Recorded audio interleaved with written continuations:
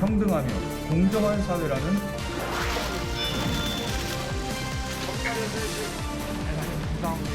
공수처가 독립적으로 잘 판단해서 할 것이다. 잘 대처할 것으로 믿습니다. 공수처가 야당 인사 탄압하는 야수처의 흑심을 드러내었습니다.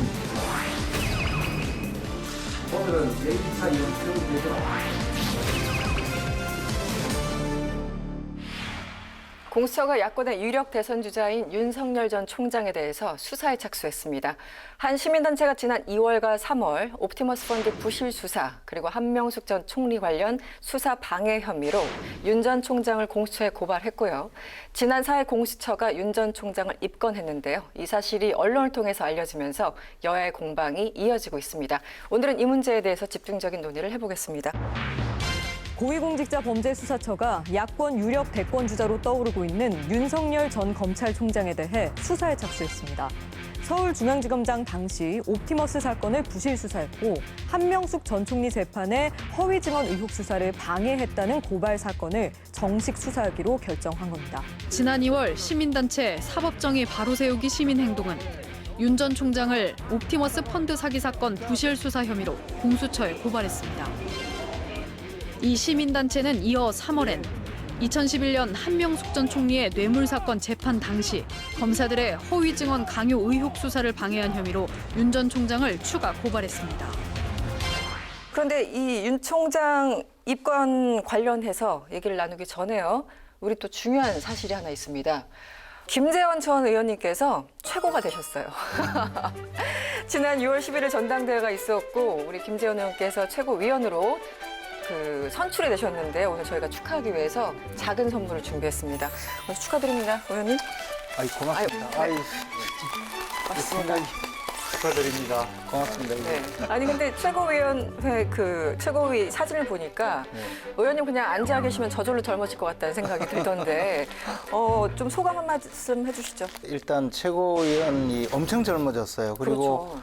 최고위원들의 그 경력도 그러니까 국회 경력이 별로 없는 분들이 많고 그렇죠. 초선 의원들 많고. 예, 그렇기 때문에 오히려 그 진취적이고 표현 방식도 굉장히 젊어지는 그런 효과가 있는데 기성정치 문법에 맞는 분들이 보시기에 조금 걱정하시는 부분이 있다면 그것을 네. 제가 중화시키는 그런 안전판 역할을 해야 되겠다고 생각하고 있습니다. 알겠습니다. 공수처가 윤 전 총장을 입건하면서 여러 가지 공방이 이어지고 있습니다. 먼저 김영주 의원님, 이 지난 4일 공수처가 입건을 했고 10일 언론 통해서 이제 알려지면서 논란이 시작됐는데 어떻게 보셨습니까? 지난 2월, 3월에 이제 고소 고발된 그 사건인데 네네. 그동안에 이제 공수처가 안정이 안 되고 수사 요원들도 뽑고 그런 시간이 이제 지체되다 보니까 이제 이 시점까지 왔습니다. 이게 공수처가 사실은 고위공직자들의 비리를 그야말로 어떤 잣대대고 엄격하게 갈라내겠다라고 하는 취지에서 시작했는데 네. 대선 후보들의 검증기간 비슷하게 이렇게 되는 이제 그런 것들은 좀 초기의 목적에 바람직하지 않는 그런 부분이라고 보여지고요. 공수처 자체가 정치적인 말하자면 그 논란의 네. 중심에 섬으로 인해서 상당히 스스로의 권위라든지 이런 것이 실추될 수 있는 가능성에 대해서는 매우 큰 우려가 있다 그렇게 생각이 들고요. 어쨌든 뭐 고소고발 사건에 대해서 수사를 해야 되니까 수사를 하되 조금 더 투명하게 정치적 논란이 되지 않도록 공개할 것은 공개하고 네. 투명하게 밝힐 것은 밝히고 정치적으로 휘둘리지 않도록 하는 것이 매우 중요한 어떤 사건의 요체가 될 것 같다는 생각이 듭니다. 근데 이제 공수처가 처음 출범해서 최초로 국민들에게 보여준 것은 그 이성윤 검사장의 황제 수사 의혹, 그리고 또 사건을 돌려보냈다가 또 보내라 하고 갈팡질팡하면서 사실상 이미 공정한 수사기관으로서의 어떤 정당성을 상실한 상태에 있거든요. 이런 상태에서 지금 윤석열 전 총장에 대해서 수사를 하겠다고 입건했다고 이런 보도가 되니까 야당 죽이기를 하려고 결국은 그렇게 가는 것 아니냐 이런 생각을 갖게끔 지금 만들고 있거든요. 이런 공수처에서 수사를 해서 기소를 한다 하더라도 이거는 정치 개입에 대선 개입을 위해서 불공정한 수사를 했다라고 비난을 받게 될 것이고 만약에 무혐의 처리를 하면 또 뭐 때문에 그러면 죄도 없는 사람을 수사를 한다고 이렇게 또 분란을 일으켰느냐 이런 또 비난을 받을 거거든요. 윤석열 전 총장을 고발한 이 사람이 또 최근에는 김기현 원내대표도 고발했더라고요. 이렇게 습관적으로 고발을 한 이런 사건을 공수처가 입건을 해서 수사를 하겠다는 것 자체가 정치 개입이고 공정하게 수사하겠다는 그런 공수처의 사명을 내동댕이 친 거죠. 그러면 사실 공수처 입장에서는 해도 문제고 안 해도 문제고 참 딜레마 아니겠습니까? 굳이 이제 윤석열이라는 어떤 특정한 인물이 아니더라도 모든 사건이 계속 어떻게 보면 정파적으로 해석될 수밖에 없는 상황이 돼버린 것 같은데요. 그런데 이제 이 사건의 경우는 특히 문제가 있죠. 예를 들어 정말 지금 윤석열 전 총장이 이제 대선 출마 선을 눈앞에 두고 있고 또 하나는 이 혐의 자체가요 이미 다 무혐의 처분되고 전부 다 없어진 사건을 새로 또 끌고 와가지고 또 고발을 하는 건데 이런 경우에 수사기관에서는 각하를 해야 될 그런 사안인데 이것을 가지고 수사를 해서 마치 큰 무슨 중범죄 수사하는 듯이 공수처에서 수사를 하겠다고 이렇게 나선 것 자체가 저는 명백한 야당 탄압이자 정치 개입이라고 보는 것이죠. 네. 공수처의 첫 번째 사건이 사실은 이제 조희연 서울시 교육감 사건이었고 지금 이제 윤석열 전 총장까지 여야가 이게 서로 간에 다른 해석을 내놓고 있고 여야 간에 정치적이다, 탄압이다라고 얘기를 하는데 공수처는 어떻게 됩니까? 방법이 있습니까? 그 전에 없었던 조직이기 때문에 많은 논란 속에서도 어렵사리 탄생을 했으니만큼 당분간에 여러 가지 시행착오가 있다고 보고 여야 정치권이나 국민들이 다른 각도에서 본다라면 사실 우리가 공수처장 같은 분을 뽑을 때 폭넓은 어떤 식견과 정무적 판단을 할 수 있는 분을 좀 뽑았으면 좋겠다. 네. 이분이 어떤 실력과 중립성이라고 하는 바는 의심할 바가 없지만 언론의 반응은 어떨 것이고 국민의 반응은 어떨 것이고 또 여야의 반응은 어떨 것인가를 좀 보면서 판단해 가는 국민들이 어떻게 만족할 만한 수준으로 이르지 못하는 거 아닌가 그렇게 생각이 들고 또 다른 한편으로 공수처 스스로가 이와 같은 이 야당의 질퇴라든지 이제 이런 부분을 미리 생각해서 오해가 안 되도록 좀 우선순위를 좀 바꾸고 납득할 만한 충분한 설명을 할 수 있어야 된다. 네. 그것이 아마 같이 잘 어우러져야만 조금 성공하는 기간이 될 수 있지 않겠나 그렇게 생각이 듭니다. 초기 단계니까 뭐 이 정도는 좀 지켜봐 주자 좀 그런 취지 아니겠습니까? 그렇죠. 예. 그런데 사실 우리 당 소속 의원들이 이 공수처는 태어나서는 안 될 기관이다. 권력자들이 자기 멋대로 반대파를 잡아들이는 도구로 악용하려고 할 것이고 생각만큼 능력도 없는 그 이류 수사기관으로 전락되고 정치적인 외풍에만 시달리는 골칫덩어리가 될 것이다라고 수없이 이야기했고 공수처법에 반대했거든요. 그런데 공수처법을 그 날치기로 처리를 하고 결국은 이 공수처를 그 출범을 시킨 거거든요. 그렇게 했으면 공수처 운영이라도 똑바로 해야 되는데 여러 가지 그 초보적인 행태가 이제는 도가 지나쳤거든요. 이 공수처가 어떤 수사를 해도 이제는 이해 당사자뿐만 아니라 정파적으로도 문제를 삼게 되어 있어요. 그러면 법원에 가도 이 공수처 수사는 또 다시 또 논란이 될 것이고 이런 수사기관이 과연 왜 필요한가 이제는 근본적으로 돌이켜볼 생각이 된 거죠. 공수처가 제발 정신 좀 차리고 막 기왕 출범한 거 제발 공정하고 중립적으로 운영이라도 되어야 국민들이 그나마 걱정을 덜하지 않을까 그런 생각을 합니다. 저는 시간이 갈수록 그 자리를 잡아갈 거라고 보고 또 조금 더 빨리 그런 시간대를 땡기기 위해서 서로 노력할 필요 있다는 거죠. 네. 윤석열 총장에 대해서 이 공수처의 수사 착수에 대해서 여론도 상당히 갈라지고 있습니다. 일단 국민의 40% 정도가 찬성 입장이고요. 47% 조금 더 많은 수치네요. 반대하고 있는데 사실 이 수치만 본다면 윤석열 총장 입장에서는 뭐 크게 나쁘지 않다. 그 사실 민주당 일부 의원들도 속으로 그런 고민을 하고 있다고 하는데 어떻습니까?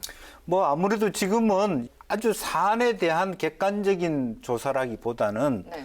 어떻게 보면 그냥 여론조사일 가능성이 많아요. 네네. 그러니까 윤석열 총장에 대한 지지가 사실은 최고로 높은 수준에 있기 때문에 그 전에 이미 다 추미애 장관 시점에서 이 문제가 다뤄졌던 것인데 새삼스럽지 않느냐 그렇게 보는 분이 계시는 거고 정부 싫으니까 나는 윤석열 수사하면 안 된다라고 보는 부분도 있는 것이고 네네. 그게 저는 섞여 있다고 봅니다. 사건보다는 사람 위주로 보다 보니까 말 그대로 그냥 여론조사가 된 것이 아닌가 네. 이런 입장을 밝혀주셨고요. 근데 이제 이런 생각을 해보셔야 돼요. 뭐냐면 사건 내용이 하나는 이제 한명숙 전 총리 뭐 수사 방해 문제.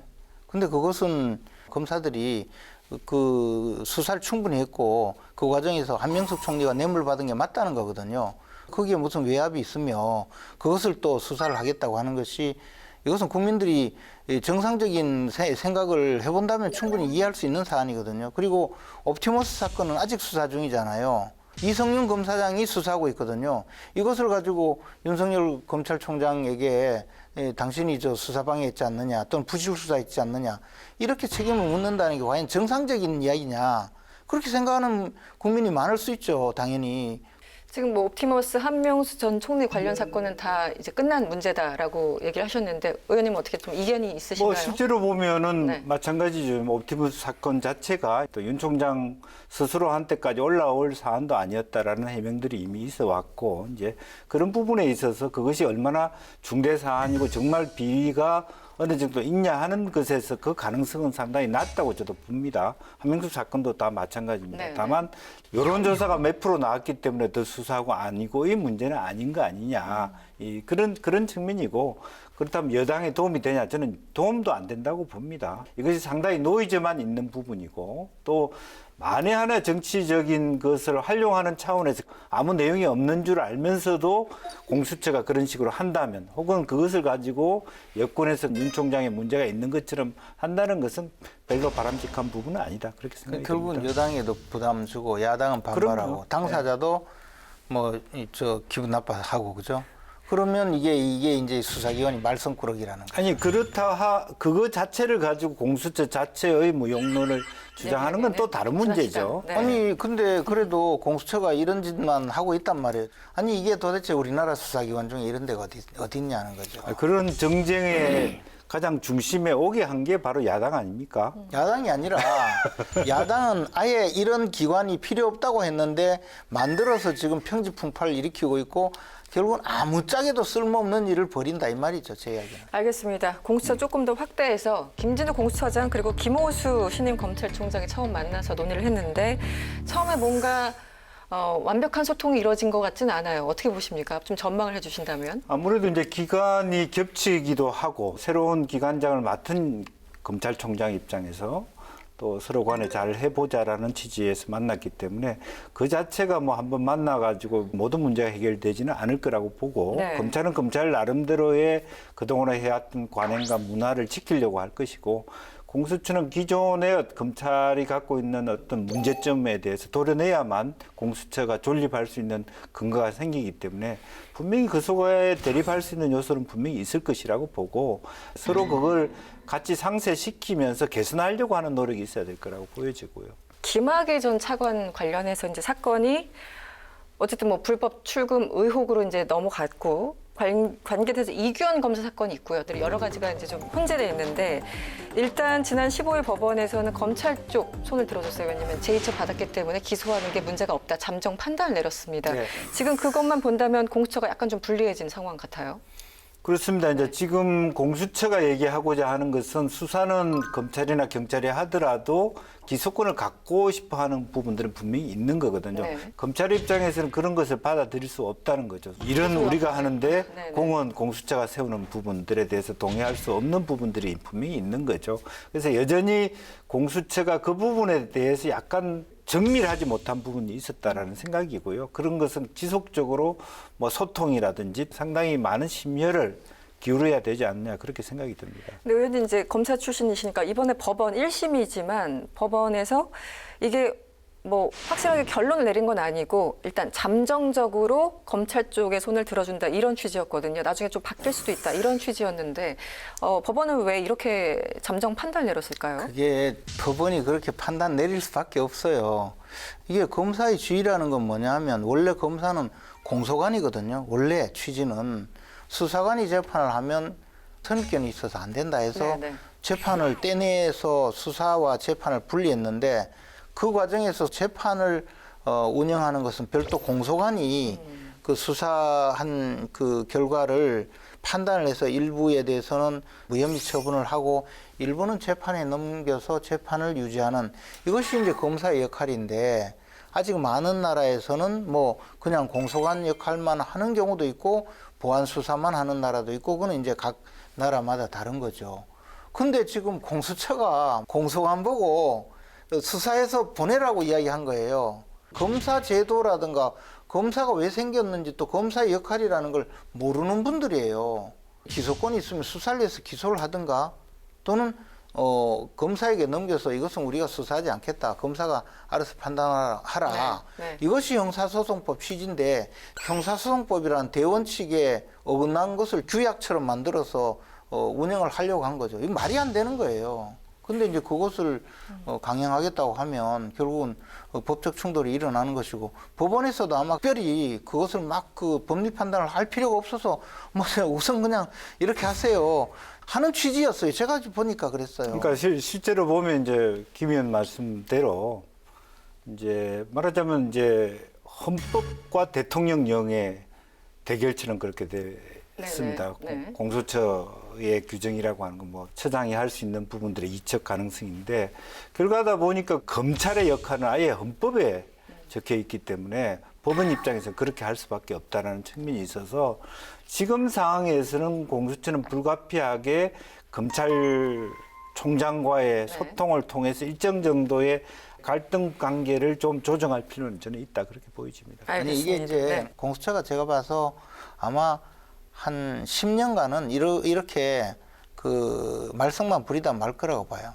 하루아침에 길러지지 않거든요. 수사 능력이. 저는 이제 10년을 없어가지고. 견딘다면 굉장히 안정되게 안착할 거라고 보고 아니, 10년 저는 동안 오히려 말썽 부리다가 지금 얘기하는 걸로 보면 한 2, 3년 뒤에 고사돼 가지고 네. 무용론, 폐지론 뭐 그런 법안이 나오지 않을까. 그거는 당연히 그렇게 되겠지만 제 이야기는 지금은 수사 능력이 없어서 저러는 거고. 알겠습니다. 공수처 그리고 윤석열 총장에 대한 입건 수사까지 다뤄봤는데요. 두 분의 사이다 한 줄 평 듣겠습니다. 공수처는 말썽꾸러기 수사기관인데요. 앞으로 10여 년 동안은 계속 말썽만 부리다가 없어질 걸로 생각합니다. 공수처는 말썽꾸러기다. 첫걸음이 다소 비틀거리고는 있습니다만은 그 걸음 하나하나가 중요한 역사적 발자취가 될 수 있도록 너의 첫걸음은 발자취를 남길 것이니 이게 제가 한 줄 평입니다. 알겠습니다. 네, 오늘의 빅데이터 알아보겠습니다.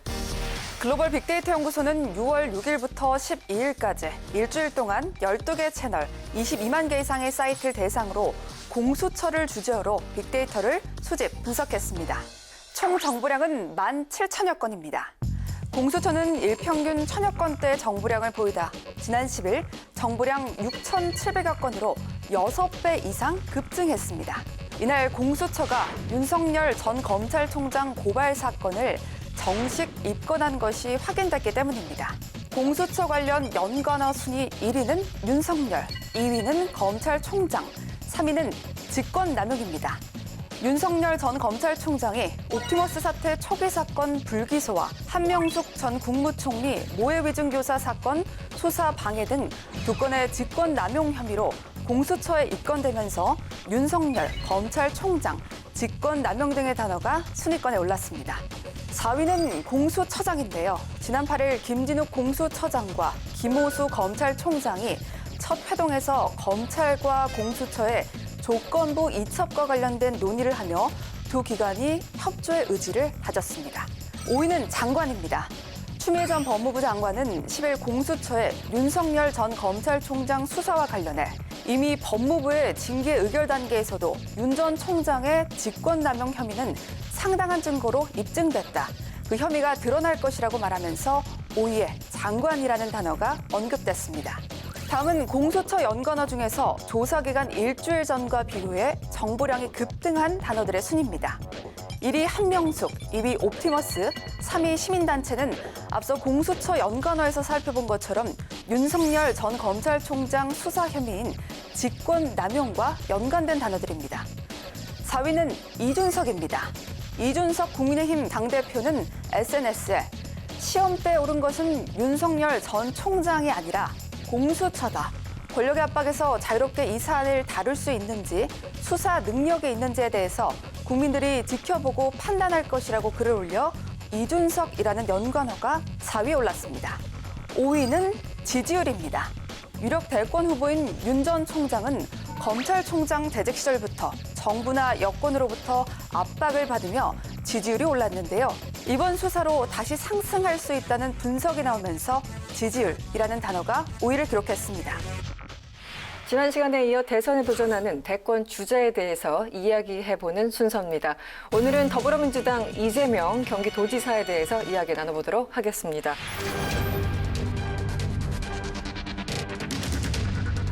차기 대선 주자들의 새 확장을 위한 움직임이 빨라지고 있습니다. 이재명 경기도지사는 경기도가 주최한 DMZ 포럼에 친노 친문의 자장격인 이해찬 전 더불어민주당 대표와 나란히 참석했습니다.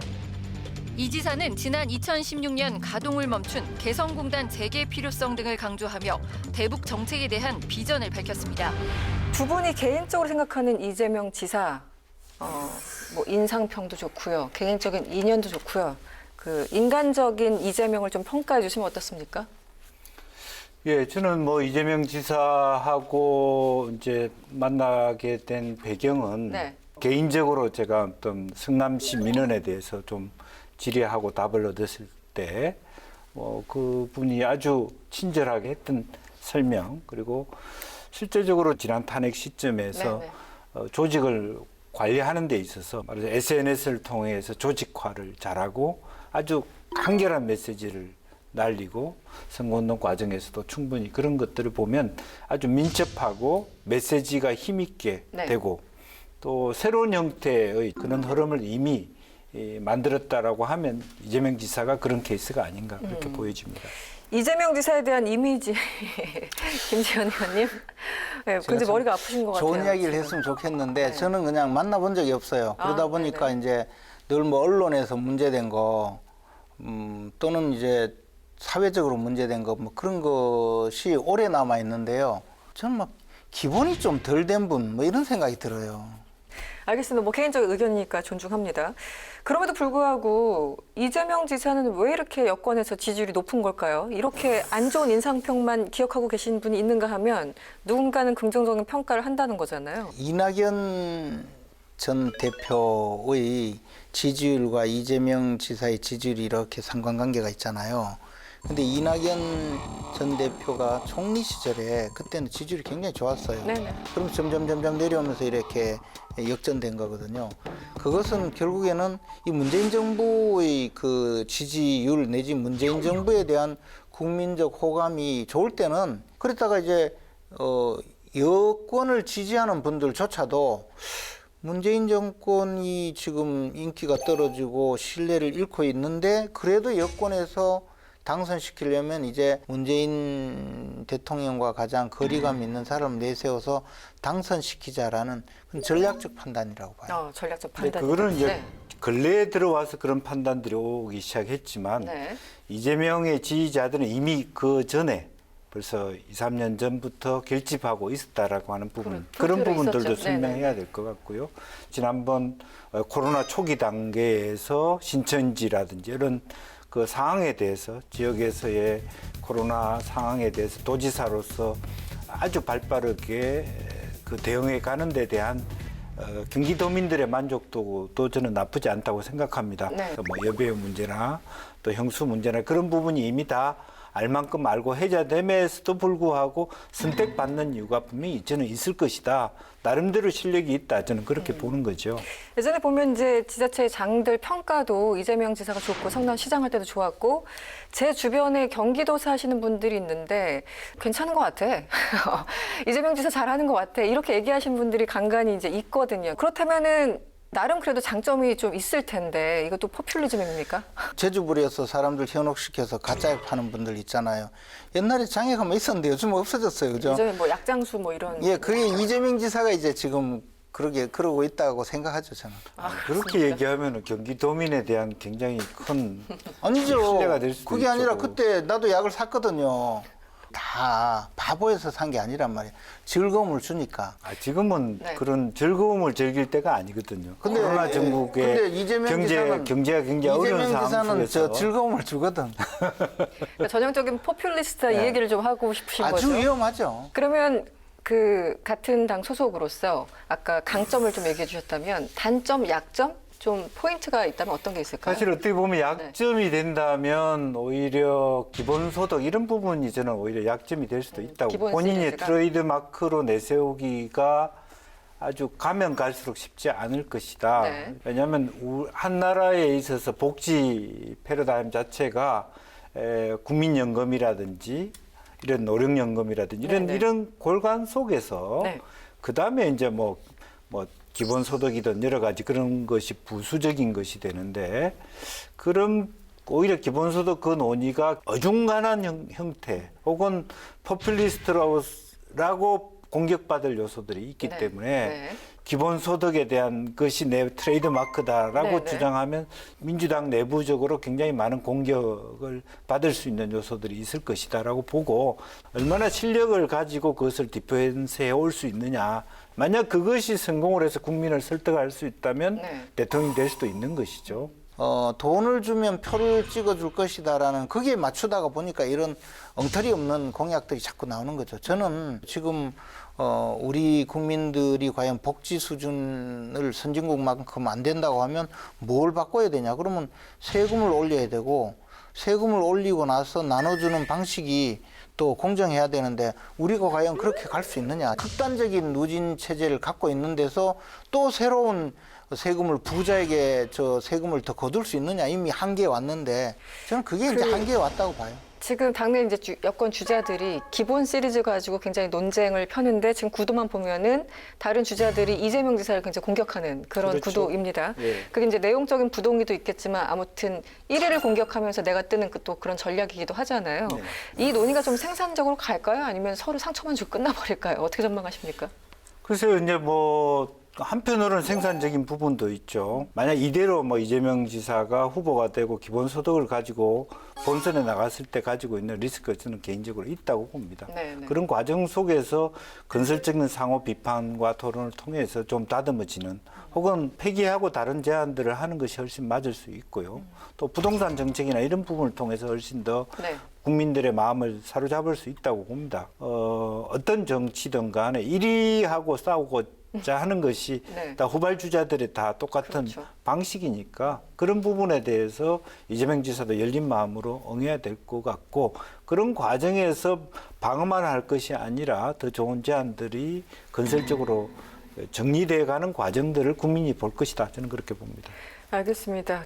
또 하나 논란이 커지고 있죠. 민주당 내에서 대선 경선 연기론. 이것을 조금 더 늦게 하자. 한마디로 국민의힘과 좀 엇비슷하게 하자. 이런 주장 같아요. 그런데 이 대선 경선을 연기하면 국민의힘에 유리합니까? 불리합니까? 그게요. 네. 대선 경선을 연기하자는 이유가 뭔지를 잘 생각해 보면 답이 있거든요. 네. 쉽게 말해서 그냥 이렇게 해서 대선 경선을 치르면 이재명 지사가 당선될 수밖에 없다. 그러니까 후발주자들 지지율이 형편없는 분들이 이른바 친문 인사들이죠. 이분들은 딴 건 몰라도 이재명이 대통령 후보가 되는 것을 막아야 되겠다라는 생각에서 결국은 후보 경선을 연기하자는 것 뿐이거든요. 이재명 지사의 입장에서는 어떻게 보면 받아들일 수가 없는 상황일 거예요. 더 지지율을 올릴 수 있다는 판단이 되면 막판에 받을 수는 있지만 어쨌든 그 과정에서 상당히 심각한 당내 갈등이 생길 거거든요. 이재명 지사가 수용을 해서 연기를 해버리면 이재명 지사를 대선 후보에서 끌어내리려고 시도했던 분들도 저는 결국 성공하지 못할 거라고 봐요. 오히려 이재명 지사의 인기는 더 높아질 수가 있고 네네. 그렇게 되면 이분들이 질이멸렬해지겠죠. 그러면 대선이 아주 일사불란하게 될 가능성이 많아요. 근데 경선을 연기하지 못하고 그냥 이재명 지사가 막무가내로 밀어붙여서 후보가 되고 나면 내부에 또 금이 좀 갈 가능성이 많아요. 어느 쪽이 더 좋겠습니까? 뻔한 거죠, 속내와 명분이 있는데 의원님께서는 개인적으로는 어떤 입장이신가요? 저는 개인적으로 우리가 이제 지금 현재로 보면 이재명 뽑는 선거로 끝나버려서 국민의힘은 누가 이재명을 이길 수 있느냐를 보고 당원들이 전략적으로 투표하는, 결국에는 스스로 그냥 이번 대선 내주겠다는 결과일 수밖에 없다. 그 의원님도 당무위원회를 통해서 충분히 고칠 수 있으니까 그 일정 변경하는 물리적인 거는 뭐 큰 어려움이 아니고 네. 어쨌든 컨벤션 효과 등등을 감안해서 경선을 연기하는 게 옳다. 저는 뭐 입장이신 거군요. 옳다 그르다의 문제는 아니지만 어쨌든 유리하다. 어떤 정당에서 제일 중요한 게 정권을 선거에서 무조건 이기는 이길 거죠. 수 있느냐. 네. 연장 제일 큰 선거잖아요. 대통령 선거에 뭐 우리가 예를 들면 큰 틀에서의 위배가 아닌 상황에서 당연히 고려할 수 있는 부분 고려해야 되고, 이재명 지사도 좀 그런 면에서 통 큰 마음으로 받아주는 게 좋겠다는 생각을 갖고 있습니다. 그거 아니라고 그러시는데요. 아니 그 뭐 말은 무슨 말을 해도 컨벤션 효과. 무슨 말을 해도 결론은 이 친문이 아닌 이재명이 대선 후보가 되는 것은 싫다. 끄집어내리자. 이런 취지로 지금 뭐 경선 일자를 연기를 요구하고 있기 때문에 이재명 지사가 그래 약 파는 사람이라고 그랬잖아요. 저는 뭐 유인태 전 수석의 얘기가 네. 저는 맞다고 봅니다. 이재명 지사도 좀 통 크게 하면 훨씬 더 큰 사람으로 당원들한테 비춰질 것이다. 그리고 또 하나는 2개월을 못 버틴다면 대세냐. 9월 달에는 되고 11월 달에는 후보가 못 된다라고 하는 것은 이게 진정한 후보가 아니다. 이제 그런 이제 당내에서 얘기도 근데 있습니다만. 그게 당내 경선이라는 거는 가장 그 강력한 그 당 내부의 투쟁인데 그것을 2달이라는 기간을 두고 이야기하는 것은 사실은 일방적으로 지금 유리한 게임을 할 수 있는 사람에게 양보를 요구하는 것이기 때문에 그걸 물러서기는 쉽지 않죠. 당사자 입장에서는 어렵죠. 네. 후보 입장에서는 이 동기가 불순하거든요. 알겠습니다. 지난 11일 헌정사상 처음으로 원외 30대 청년인 이준석 신인 당대표가 당선됐습니다. 내년 대선을 이끌 국민의힘 새 대표에 이준석 전 최고위원이 선출됐습니다. 국회의원 경험이 전혀 없는 이 대표는 올해 만 36살로 우리 정당사에서 처음으로 30대 당대표가 탄생했습니다. 국민의힘 이준석 후보가 43.8%의 득표율로 37.1%를 얻은 나경원 후보를 누르고 당권을 차지했습니다. 이 대표는 수락연설에서 비빔밥을 예로 들며 최우선 가치로 공존을 강조했습니다. 국민의힘 전당대회 이후 국민의힘 지지율이 40%에 근접하면서 더불어민주당과는 격차를 10% 가까이 벌리고 있습니다. 말 그대로 이준석 돌풍이라는 표현이 어색하지 않은 상황인데요. 먼저 최고위원님, 첫 회의를 가지셨어요. 네, 처음으로 이준석 당대표 그리고 새로 이제 선출된 최고위원들 최고위를 열었는데 첫날 분위기는 어땠습니까? 첫날 분위기는 이제 아무래도 출범을 하는 날이고 또 서로 격려하고 또 앞으로 잘해보자는 이런 분위기였고요. 최고회의가 어떻게 역할을 해야 되는지를 잘 모르는 그런 좀 분위기가 있어서 최고회의라는 것이 어떤 역할을 해야 되고 왜 우리가 이렇게 대표와 최고위원을 뽑아서 집단적인 의사결정 기구를 만들어서 운영을 하고 있는가에 대해서 간단히 설명을 하고 최고회의에서 협의를 하고 의견을 나누는 것이 대표가 어떻게 권한 행사를 못하게 말리려는 것이 아니고 네. 우리가 집단지성을 발휘해서 조금 더 실수를 줄이고 특히 대선 국면에서 있을 여러 가지 어려운 상황에 합리적으로 대처해 나가자는 것이기 때문에 최고위의 기능을 제대로 활용을 해야 된다. 근데 지금까지는 최고위에 보고도 하기 전에 다 발표해버리고 이렇게 되면 최고위가 무력화되고 결국은 네. 그렇게 해왔기 때문에 당이 망가졌다. 그렇게 하지 말자 이런 그런 쓴소리를 조금 하셨어요. 아주 네. 단소리였는데요. 네, 단소리였다. 아주 당연한. 합리적인 이야기인데 뭐 쓴소리라고 하기도 하고 무슨 뭐 브레이크 라이닝을 갈고 이야기를 다시 한번 해보라느니 뭐 여러 가지 이야기를 그런 들었어요. 표현까지. 네. 네, 김 의원님은 어떻게 보셨어요? 전당대회가 끝나고 또 최고위원들의 면면도 굉장히 과거와는 다른 모습들이고 초선 여성 뭐 등등 네. 키워드들이 있었습니다. 네. 어떻게 보셨습니까? 한편으로 보면 벌써부터 이제 여러 가지 각각이 아주 센 분들이 최고위원들이 면면이 되셨잖아요. 대단해요. 네. 그것을 잘 조화롭게 하기 위해서는 우리 김 최고의 역할이 클 수밖에 없다. 네. 쉽지 않을 것 같다는 생각이 들고 특히 뭐 여풍들이 네. 세게 작동하고 있고 또 이준석 대표의 스타일 자체가 굉장히 여러 가지 다른 사람들의 의견을 신중하게 검토하기보다는 정문적답을 하는 스타일이기 때문에 두 번, 세 번 반복됐을 때 최고위원들의 불만이 굉장히 커질 수 있는 가능성들이 많다는 생각이 들고요.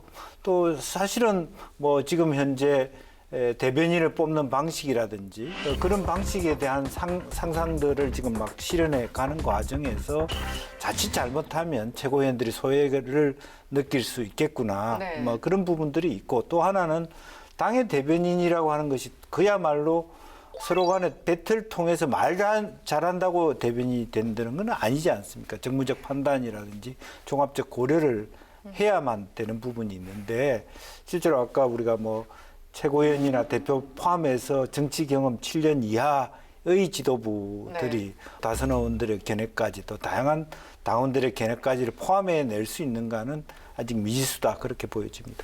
김재현 의원님 입장에서는 물론 이제 초선 의원들 또 심지어 당대표는 국회의원을 한 번도 안 해봤고 여러 가지 상황이 좀 새롭기도 하고 신선하기도 하지만 또 중진 의원으로서 뭔가 역할이 좀 남다를 수도 있을 것 같아요. 그 최고위에 들어갔을 때 그리고 어떤 케미라고 할까요? 대통령 선거를 앞두면 당이 급박한 결정을 많이 해야 되고 통상적으로 정치적 결정이라는 것이 100% 이쪽이 옳다 또는 100% 이쪽이 그르다 이런 경우가 거의 없고요. 한 51% 정도 이쪽이 좀 더 옳은 것 같고 이쪽이 좀 그런 것 같다 이런 결정을 대부분 해야 되거든요. 네네. 그런데 대표 혼자 독단으로 하다가는 큰 위험에 처할 경우가 많고 실제로 또 그렇게 된 경우가 최근까지도 있었습니다. 그래서 뭐 그런 경우에 표의 어떤 결정 권한 행사에 충분히 좀 도와주는 방식으로 네. 그리고 안전판 역할을 해야 되겠다. 막 그런 생각을 많이 갖고 있습니다. 네. 그 당장 이준석 대표가 이제 안철수 대표와의 관계는 어떻게 할 것인지 합당 문제 그리고 윤석열 전 총장과의 관계는 또 어떻게 할 것인지 최근에 윤석열 전 총장이 전직 이제 기자 출신의 그 대변인을 임명을 했죠. 조선일보 출신 이동훈 전직 기자인데 이제 메시지를 조금 정도해서 내놓는 분위기예요. 최근에 인터뷰를 했는데 그 국민의힘의 어떤 스케줄과 뭐 크게 충돌하지 않는다 이런 표현을 썼습니다. 이준석 대표의 시간표와 상충되진 않을 것이다. 이 얘기는 8월에 그 이준석 당대표가 데드라인으로 한 8월에 그 전에는 입당하겠다 이렇게 이해를 해도 될까요? 한편으로는 상충되지 않는다고 하지만 네. 바로 입당하는 건 또 윤석열 스타일이 아니다 이런 얘기를 또 내놨거든요. 네네. 그러면 윤석열 스타일대로 입당하는 건 도대체 뭐냐. 이제 그런 부분들이 하나 캐치 마크로 남아 있고요. 또 최근의 행보 자체가 뭐 예컨대 이제 6.15를 맞아서 이전에 뭐 김대중 네. 도서관에 방문한다든지 저 우당 스님 모임에 간다든지 하는 부분이 전통적인 국민의힘의 이념지향으로부터 좀 벗어나 있어요. 그렇기 때문에 이제 그런 측면에서 조금 더 자기가 외연을 더 확장하고 난 다음에 자기 주도권으로 8월에 입당하더라도 입당하겠다는 의지로 저는 보여지거든요. 네. 그리고 또 이동훈 논설위원이라고 하는 분이 국민의힘에서 들어오라 그런다고 이렇게 바로 예 알았습니다 들어가자 그렇게 네. 얘기할 사람은 저는 아닌 것으로 이해하기 때문에 네. 조금 더 또 여러 가지 어떤 우여곡절이 남아 있지 않나 그렇게 봅니다. 그 대변인 워딩은 어떻게 이해를 하셨어요, 의원님? 뭐 6월, 7월 경에 정치 참여 선언을 하고 그 이후에 뭐 8월까지 사이에 적절한 방법으로 입당을 하겠다라는 그런 취지로 봤어요. 의원들이나 당원들 만나고 다니면서 인사하고 그렇게 해서 내가 후보가 되겠습니다. 이렇게 기존 정치처럼 하지는 않겠다는 그런 의미로 받아들였어요. 그리고 또 그게 맞고요. 왜냐하면 국민들이 지금 윤석열 전 총장에게 기대하는 것이 기성 정치인처럼 하지 않았으면 하는 바람이 저는 네네. 있다고 봐요. 그렇게 될 것 같으면 사실은 입당하는 것도 좀 신중하게 생각하는 것이 맞죠. 제가 생각해 봤을 때도 윤석열 총장은 본인 스스로 입당하는 것도 위험한 부분도 있다고 생각할 거라고 봐요. 그렇기 때문에 입당하는 절차라든가 방식이라든가 또는 그 활동 내용 전체에도 굉장히 신중하게 할 거라고 보고 있습니다. 이준석 당대표와 윤석열 전 총장 케미 앞으로의 어떤 시너지를 좀 점쳐주시면 어떻습니까, 의원님? 아니 기본적으로는 윤석열 전 총장에 대해서 국민들이 기대하는 것도 굉장히 폭발적이었잖아요. 그리고 기존 정치적인 어떤 뭐 문법이라든가 기존 정치적인 방향과는 좀 다르게 해달라는 국민들의 요구사항이 저는 반영되는 걸로 봐요. 그것은 민주당 지지자들이 이재명 지사에게 보내주는 그런 기대도 비슷한 느낌이에요. 왜냐하면 전부 국회의원을 지내지 않은 분들이 지금 각광받잖아요. 네네. 여야 그 대통령 후보자 1위 그리고 지금 이준석 그 대표 모두 다가 이제 국회의원이 아닌 분들이에요. 네네.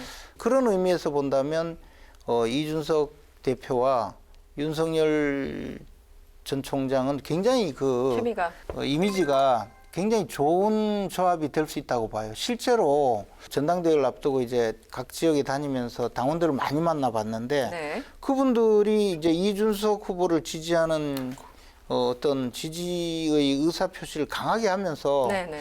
이준석이가 되면 대선에서 훨씬 도움이 될 것 같아.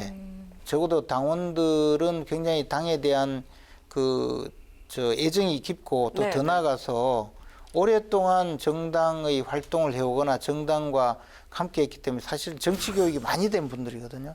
그런 분들의 공통적인 생각이 이준석이 대표가 되면 뭔가 막 당이 막 뒤집히고 변화해서 대선에서는 훨씬 잘 될 것 같아. 오로지 그거였어요. 거꾸로 이준석 후보를 지지하지 않는 분은 이준석이 되면 뭐 예를 들어 유승민 편을 들어서 대선을 망칠 거다. 또는 뭐 이준석이 되면 뭐 여러 가지 위험 뭐 좀 논란을 일으켜서 결국은 대선에 패배할 것이다. 그래서 이번 선거는 결국은 누가 대선에 가장 도움이 될 건가 그것을 두고 뽑은 당원들이 저는 70-80% 되는 것 같아요. 마찬가지로 지금 윤석열 총장에 대해서도 지지율이 높은 것은 저 사람을 내보내면 문재인 정권을 꺾을 거다라는 그 이유거든요. 그런 의미에서 본다면 굉장히 둘은 뭐 좋은 조합이죠. 좋은 조합이다. 네. 그런가 하면 안철수 대표를 이준석 당대표가 만났습니다. 당선되자마자 동네 카페에서 번개로 만났다고 하는데요. 안철수 대표가 이런 얘기를 합니다. 제1야당을 비롯한 정치 세력들이 기득권을 내려놓아야 한다. 뭐 굉장히 추상적인 얘기 같기도 하고 어떻게 전망을 하십니까? 이준석 대표는 좀 부담이었겠죠. 본인이 대표가 됨으로써 안철수하고의 관계가 틀어지고 안철수가 이번 대선 레이스에 참여하지 않지 않느냐. 네. 그런 우려를 불식시키기 위한 행보, 발빠른 행보라고 보여지고요. 이제 오히려 문제는 이준석 대표한테 있는 것이 아니라 안철수 대표가 어떤 생각을 갖고 있느냐. 안철수 대표 입장에서는 이 국민의힘이 다 윤석열 쪽으로 다 판이 다 가 있는 듯한 느낌을 가질 거예요. 그 판을 어떻게 본인이 뒤집을 수 있다고 판단할 수 있는지 네. 이제 그런 것을 면밀하게 지켜볼 수밖에 없을 것이고 이준석 대표 입장에서는 그러한 안철수 대표의 우려를 좀 둔화시킬 수 있는 그런 여러 가지 이야기들을 하겠죠. 자기가 굉장히 안정되게 공정하게 이 레이스를 가져갈 것이니까 들어오시라. 뭐 그렇게 할 것인데 그럼에도 불구하고 안철수 대표가 어떤 행보를 할 것인가는 전혀 예측할 수 없다. 안 들어올 수도 있다. 뭐 그런 생각을 갖게 됩니다.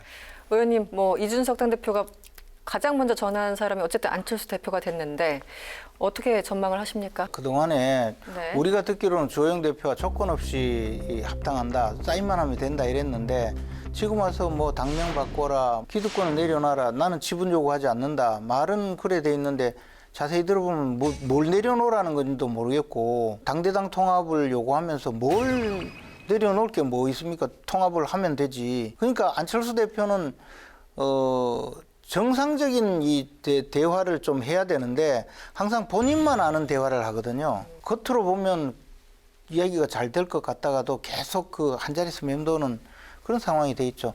저는 안철수 대표가 지난번에 합당을 하겠다고 했을 때는 윤석열 전 총장이 정치판에 들어오지 않거나 제3지대에 머물 거라고 판단했다고 봐요. 왜냐하면 안철수 대표가 그동안 이른바 제3지대의 주인으로서 행세를 했는데 이걸 윤석열 총장한테 뺏겨버렸어요. 근데 윤석열 총장은 제3지대일 뿐만 아니라 이른바 제2지대 또는 제1지대로 평가할 수 있는 그 지금 국민의힘 지지자들한테도 가장 지지를 받고 있거든요. 그러니까 안철수 대표 개인적인 입장에서는 이제 제3지대에 머무를 것이 아니라 빨리 국민의힘으로 들어가서 빈집털이를 해야 되겠다. 빈집털이도 계속 얘기하셨어요. 네. 그랬는데 이제 빈집털이가 안 되게 됐어요. 네네.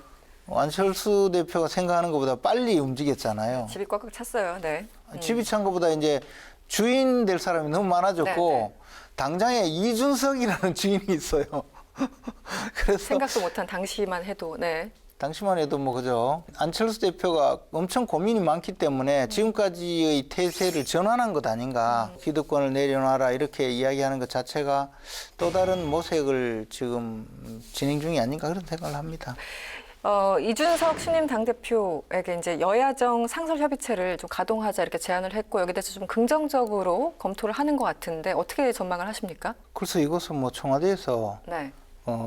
판단을 해야 되겠죠. 근데 청와대 입장에서는 사실 그동안에는 뭐 야당의 협조가 필요 없었죠. 뭐 그냥 마음대로 했으니까. 근데 이제 지지율도 떨어지고 대선 국면이 되면 청와대가 조금 그래도 저 야당과 협의도 하고 협조를 구하는 모습을 보일 때 그 대통령 지지율이 올라간다고 생각하면 네. 뭐 이런 상설 협의체도 만들어서 뭐 운영하는 신용이라도 하겠죠. 근데 저는 뭐 이게 무슨 의미가 있나 싶어요. 뭐 여기서 뭘 결정을 할 리도 없고 네. 중요한 정보를 알려줄 리도 없고 그렇다고 이야기 듣고 바꿀 리도 없고 저는 그렇기 때문에 이런 것이 국민의 눈에 한번 보기 좋은 저 화면 만들어주고는 그 다음엔 회의도 하지 않는 뭐 그런 허수아비 기관으로 전락할 가능성이 많다고 봐요. 어떻게 보십니까, 의원님? 네. 뭐 그동안에 한 번도 야당이 정부에 대해서 또 여당과 그 제대로 된 진정 어린 협력과 네. 지원이 어쩌나 없었다고 봅니다. 네, 네. 물론 이제 정부가 노력을 소홀히 한 부분도 있지만 여전히 우리가 잊지 말아야 될 것은 코로나 전국이고 경제적으로 굉장히 국민들이 어려운 시절을 마치 터널을 지내듯이 지내고 있다라는 부분. 그러니까 과거에 우리가 97년 외환위기나 못지않게 여야가 합의해서 국민들을 안심시키고 힘을 모아야 되는 시점인데 여는 여대로 야는 야대로 가서 정치권이 국민한테 할 별로 도리를 못하고 있다. 저는 그렇게 생각이 들고요. 네. 시점으로 많이 늦어졌지만 사실은 형식적이라도 국민을 안심시키는 정치적 대화의 길 이런 것은 항상 필요하다. 그렇게 생각이 듭니다. 당내의 어떤 그 인적 구성이 어쨌든 사람이 또 메시지이기 때문에 이준석 대표 같은 경우도 여러 가지 고민이 있을 것 같은데 지금 분위기 보면은 그렇게 생각만큼 빠르게 진행되지는 않는 것 같은데요. 저 기우입니까? 어떻게 보십니까? 뭐 기우가 아니라 사실은 이제 초기에 그 당선되고 그날 오후에 비서실 인사를 다 했어요. 근데 사실 그걸 보면서 당에 대해서 완벽하게 파악을 하고 있구나. 왜냐하면 저도 모르는 실무진들을 뽑아서 어디에 보낸다는 것은 보통의 그 연구가 아니거든요. 그다음에 비서실장과 수석 대변인을 임명하는 걸 보고 네네. 당에 대해서 완벽하게 지금 장악을 하고 있고 또 판단을 하고 있다고 그렇게 봤는데 다만 사무총장 인사는 조금 이제 생각대로 안 되고 있으니까 나머지가 막혀 있는 거라고 봐요. 나머지는 뭐 충분히 할 수 있겠죠. 네, 김재현 최고위원님 그리고 김영주 전 의원님 오늘도 수고하셨습니다. 고맙습니다. 정치인에게 있어서 말은 곧 생명이자 인격이고 리더십의 근간이죠. 그래서 무의식적으로 본심을 드러낸 정치인의 말실수는 많은 논란이 되기도 합니다. 국민에게 사랑받고 신뢰받는 정치인이 되려면 해야 할 말을 잘 하는 것보다는 하지 말아야 할 말을 잘 참는 것이 훨씬 더 어렵고 중요한 게 아닐까 생각해봤습니다. 정치톡톡 사이다. 다음 이 시간에 뵙겠습니다. 고맙습니다.